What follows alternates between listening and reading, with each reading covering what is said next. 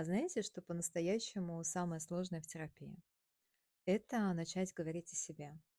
Не о Маше, не о Сереже, не о Клаве, не о природе, о погоде, а о том, что ты испытываешь на данный момент. Что занимают твои мысли, о чем ты думаешь, что ты чувствуешь, что тебя тревожит, что тебя беспокоит.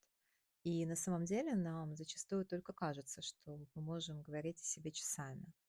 Когда мы начинаем разбирать действительно те темы, которые нас беспокоят, нам так и хочется как-то от них увильнуть, уйти в другую тему, возможно, как-то замолчать или переключить внимание на другого человека, но в терапии так не работает. То есть с психологом мы возвращаемся к тем темам, которые нас по-настоящему тревожат, и другой человек это отмечает. Вы не хотите сейчас говорить об этом? А почему? И в любом случае нам приходится к этому возвращаться и как-то разъясняться, объяснять себе, что со мной происходит в данный момент.